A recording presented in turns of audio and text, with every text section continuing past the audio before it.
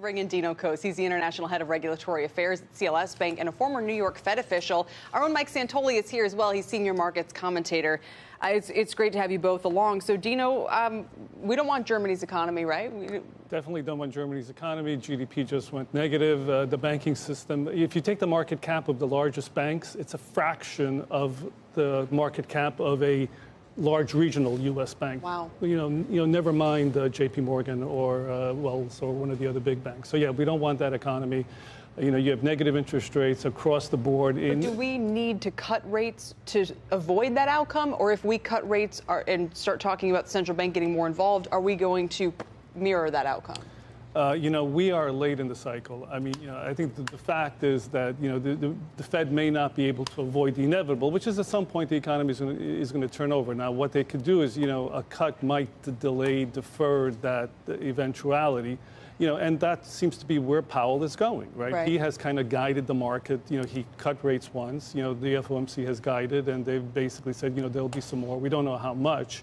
So you are going to get some more. The point that President Kaplan made about the yield curve is I think, an important part, which is that the Fed funds rate is the highest rate along the curve. Mm-hmm. That's an unusual. That's telling you that the market is saying that credit conditions are a little too tight. And Mike, I just have to wonder if, usually when you're late cycle, things are overheating and the Fed is hiking and leaning against that. Yeah. If the opposite is happening, well, then are we really even that late cycle? I mean, if they answer by cutting again and doing more to support that, that means it resets the clock in some way. I think you could say we're not early, but it can stay late for a long time. Yeah. I mean, it's really hard to define these things. And I think that the yield curve issue, it's interesting because it was right there in front of the Fed as a way out of this argument, because you didn't have to say the economy was observably weakening to have a rationale for cutting rates. You said we have this sort of weird situation with global yields. But they probably thought they couldn't message that. I mean, they could have messaged that to our audience, but could they have messaged that to the general public, saying, why did you cut rates? The economy's fine. Well, because the yield curve inverted. Well, exactly. But also, I do think that's why today's speech by Powell perhaps is going to be laying out a framework for how they're thinking about things. I mean, Paul McCulley on Closing Bell yesterday, former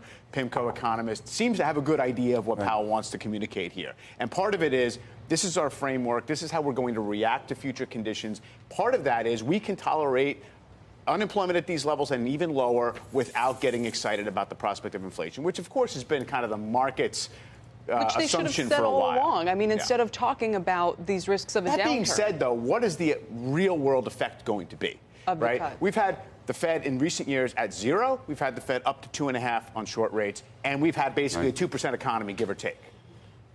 Where do you stand on the president's role in all this, the discussion that happened earlier? I think if I were the Fed, I would try to stay out of it. It's kind of a no-win situation to get into a fight with the president. But what does staying out of it look like? What do they do if that's... They have been. They keep on doing what they're doing now, which is they keep their heads down, they do their jobs, they try and articulate what they're doing and why they're doing it, and try to keep the politics out of it. Now, I think that the truth, to pick up on Steve's metaphor, I don't think that the intruder is going to leave the park. I think the intruder is there. He's going to stay, and they're going to have to deal with it, because I just don't see the president kind of backing off, given how invested he is in making this case for the reasons. But it is awkward, Mike, that people gave Steve Moore a hard time earlier this year by saying, this guy's way out there. He wants a half-point rate cut, and now the market's like, no, half point's not even enough. Sure. I mean, the president has oddly been right about this if we take the market's confirmation of that as so it's not as if he's calling for something that we're all going, oh my gosh, that would be the worst thing ever.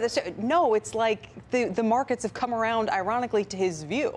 It has. I mean, and been dragged in that direction by global conditions. And we can talk about what caused the global slowdown and the trade standstill and all the rest of it. But you're absolutely right. And I do think that's why the market has been impatient with this kind of piecemeal concessions by the Fed to move in that direction. And that's why perhaps some kind of articulation of what they're looking at and what's going to dictate their next few moves is potentially important. Oddly been right, ironically been right. I mean, I understand. I've said that, too. It's like out of the mouth of babes. I see what you're saying, but do you hear it? It's kind of No, I'm saying it that way on purpose. Because I know, but you're saying somehow Trump was actually right about this oddly and ironically. Because people go, well, he can't be right about anything. That's what I mean. Oh, that's what I mean. That's what I mean. Yeah. But you're citing those people. Or I think the sense also is out there that even if inflation weren't under 2%, he'd be calling for this. Even if he wasn't right, a real estate guy wants zero. That's what I'm saying. Zero rates anyway. So it turned out to maybe have the clock been... strikes midnight. You know, it's always going to strike midnight sometime.